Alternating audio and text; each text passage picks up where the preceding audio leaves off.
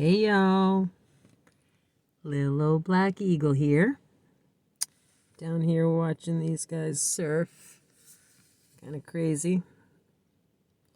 Not sure if you can see them, but yeah, they're out there. I mean, these aren't the most perfect conditions, but they're pretty good. Better than calm water waiting for an occasional wave to come along. But yeah.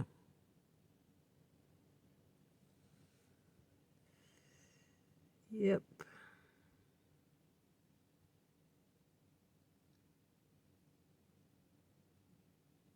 I always think of that song.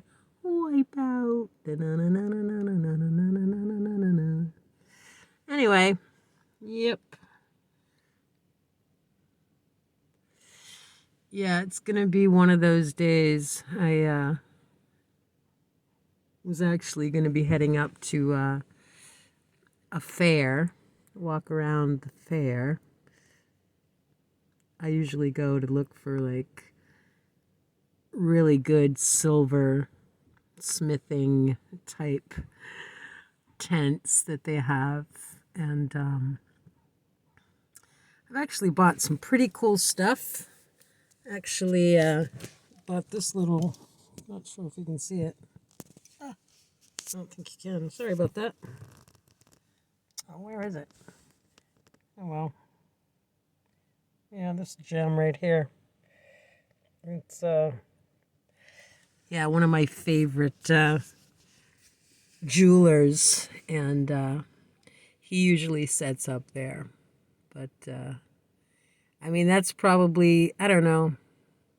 I guess that was probably like around $200, something like that. It might have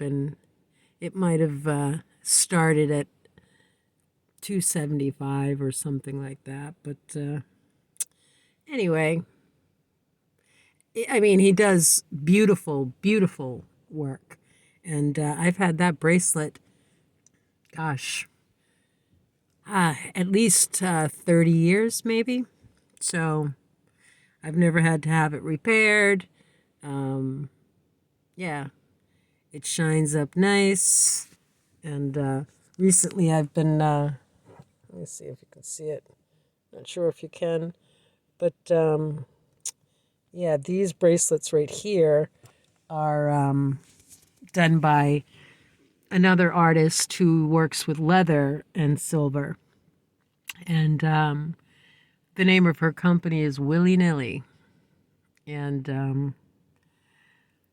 yeah, I mean, I try to support local artists, local crafters, local whatever. That's why this whole YouTube candle making saga, it, which, hey, I don't begrudge anybody, trying to sell their wares wherever. Um, and of course, I find Alicia's the most appealing, rather than some of these trash Fruit Loop candles. But anyway, I digress. But yeah, I'm a huge proponent of art walks, people having art shows, and even if I can only contribute or buy something small, it's something. Because I'll tell you, I have had many an art opening where I didn't sell anything, and I mean, a lot of it has to do with not everybody can afford art or whatever, jewelry or look at that horizon. Sun's trying to come out. And I totally get that, being on this side of it. But, I mean, I just encourage people when you can to try to buy local. But there ain't nobody doing anything local these days. So, yeah. But anyway, so Yeah, it's a bit of a cold, blustery kind of Maine day. Maine fall day, actually. Yeah. The leaves are starting to turn, and, people are starting to hunker down, making soup and all that good stuff. Well, cute little bike. Um, yeah. I mean, summer's great up here for lobster and, you know, summertime gardens and all that good stuff. And yeah, I mean, we at our wharf we set up at a farmers market, and again, another great place to support, local people. And yeah, we have this one guy right across from our tent, and he actually cooks, steamed clams and mussels, and you just can't help but want to go over there and buy it because everybody can smell it. So smart move. Sort of reminds me of this place in Vermont at the end of a very long day, getting ready to head back to Maine. I would always have to stop at this one stoplight or whatever, getting ready to get on the highway. And this barbecue restaurant used to put their smoker right out at the end of their driveway. And so, you could smell barbecue. And, I mean, for me, it was always at the end of the day. I'm just thinking, oh my God, I want to get home. Well, one day I stopped in, and it was phenomenal. It was so good that I drove back to Vermont 2 days later with my husband, and got a shit ton of it, and shared some and froze some, and but yeah, there you go. I'm a sucker for really good barbecue. It's not it's not traditionally a main thing, but used to have this one place called Uncle Billy's. And this was way, way, way back when I was, I don't know, 20-ish or so. And a friend of mine, she actually worked there. The people that owned it, the woman, the wife, was my midwife, who helped me deliver my son Hans, in a home birth. Just really cool people. And I mean, this was back in the day where, you could smoke in restaurants. And Jonathan used to import these French cigarettes. And even if you didn't smoke, you smoked when you went there. And I don't know, the place just had its own vibe. It was very small, but it was just super yummy. Everybody was super cool. And yeah, Jonathan also used to do these pig roast type weddings. And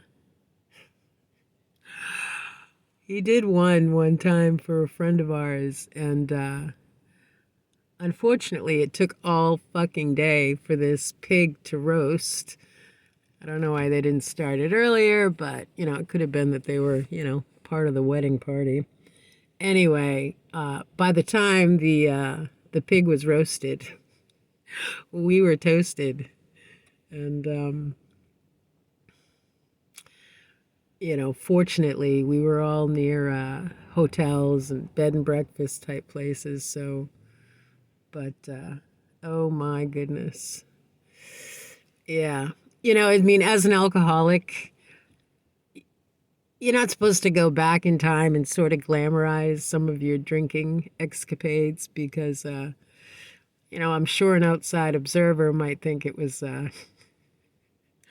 a complete shit show. But this time in particular, it was fucking balls to the walls fun. And yeah, I had like this drunk woman trying to hit on me. And I finally was like, lady, put down the Crown Royal. Uh, I'm married. I have children. At the time, I had one, but yeah. I mean, sometimes you just gotta lay it out there. Like, take your little drunk self, go hit on somebody else. Just, you're ruining my buzz. No, but yeah, when you look back on times like that, I couldn't, you know, put a gun to my head. I couldn't pick her out. I have absolutely no idea who this woman was. And, I mean, I've known many, many, many women who, once they hit that precipice of one drink too many, clothes start coming off. They're trying to French kiss everybody. Their inner lesbian shines through. Which, hey, not that there's anything wrong with that. But what's even funnier is that this friend of mine, this bar that we worked at, this real big popular summertime patio bar. Anyway, and so he was gay, and we're talking one night, and he said, Sarah, you would be shocked at how many men actually leave together from the bar. I was like, fuck that. Like, no way. He was like, no, you'd be shocked. It sort of goes the same way. Like, whatever, they reach that precipice of one drink over the line, and yeah, they're out in the back 40 getting a blowjob from Mike the Bouncer or whoever. Just whatever. Yeah. And trust me, that was long before safe sex practices or. I mean, it actually, now that I think about it, it was sort of just at the beginning of the AIDS epidemic. And yeah, I actually lost a few friends to AIDS back then. And yeah, it was surreal. But anywho, yep. I'm psyched that I have my spot here because it's a fight in the morning to see who can get here first for this spot, because it's really the only place that has a clearing out to the ocean. And it's all good. We don't sweat the small stuff. Sometimes we drive around and wait for people to leave. But so where were we in oh my God. I was gonna say YouTube drama, but last night sort of tipped the scales with Katie, what's her face? Katie fucking give me a fucking break. Man, I tell you what, I could only watch literally for about 3 minutes, and just in that 3 minutes, I was sick to my stomach. I was just, I mean, just starting alone with this poor puppy dying or having passed, and the filth, the fucking filth. You could see under the convectors. it was like, oh my God, just dust and dirt and whatever the fuck was under there. Good God, who I don't even want to know. But probably some dead mice or something. Who fucking knows? My God. I don't understand people's inability to have any circumspect of how they come across. Uh, People are like, call animal control. Well, you know, I don't think that needs to be done. She now has, I don't know how many puppies at this point.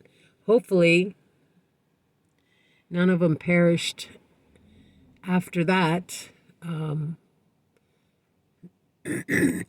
Excuse me. And people speculating people breed dogs. It's not a phenomenon. But my understanding is that even if you're breeding dogs, that they can't leave until they're at least 6 or 8 weeks and have to have all their shots. And it's a commitment on so many different levels. Financial, to begin with, an emotional commitment of making sure mom's okay, making sure the puppies are okay. Yeah, yeah. It.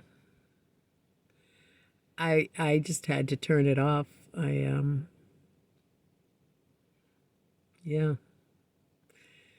I mean, I believe everything in divine order. Everything that's meant to be is going to be. And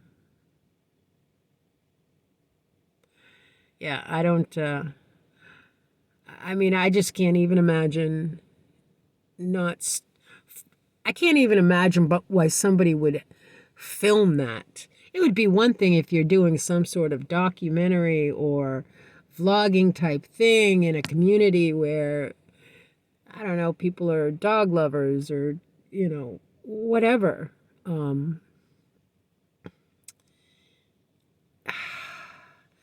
But to do it as part of your YouTube channel, it's just gross. It even takes a little heat off my impression of Molly go, what the fuck? Fucking dressing her fucking dog in stupid outfits. Oh my God, get that shit off your dog.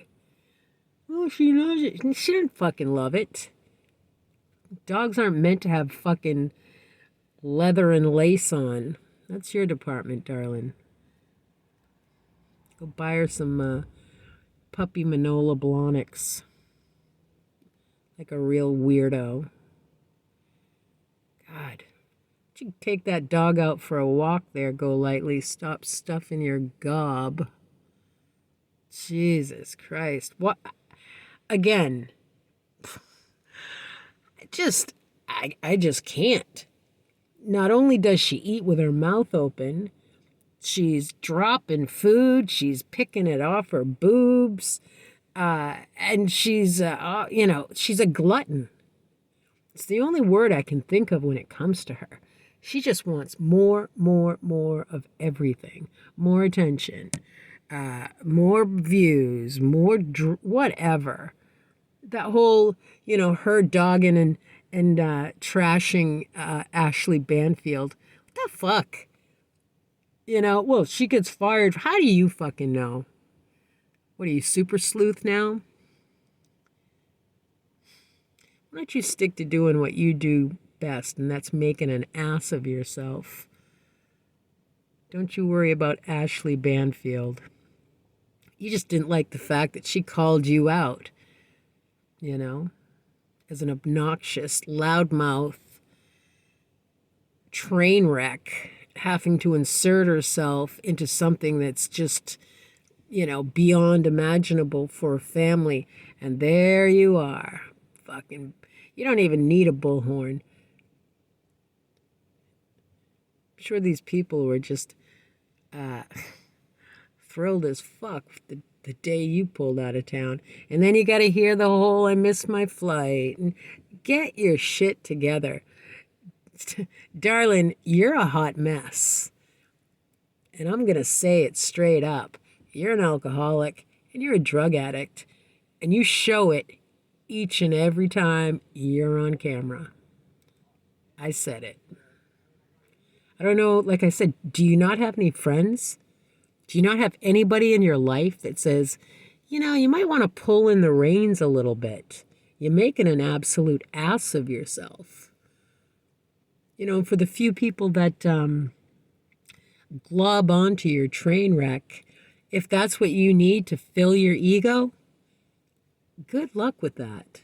Good fucking luck with that. Tell you what, you better get your shit together, because I'll tell you what, it's going to come a day when your husband's going to be fed up with you bellowing, Adrian! Adrian! It's like he's upstairs in the closet with headphones on. It's like your kid's probably in his room with the headphones on. It's like, do you ever get your fat ass up off that fucking chair other than to go to the refrigerator? Seriously. Good God. Yeah, you're famous, all right. Yeah, you're so famous, Morrissey couldn't get away from you fast enough. And that's the truth. You're like, oh, did you see? He recognized me. Darling, he couldn't get the fuck away from you fast enough. Jesus, did you see the look of horror on on his face? You know, and you sort of seem to think that that was some sort of, you know, recognition of, oh yeah, I know who you are. Yeah, he might know who you are. He's probably got you on a list to block that fucking psycho bitch. And your claim to fame, lounge lizard globbing on to the fucking Backstreet Boys again. You're not getting invited out to dinner with these folks.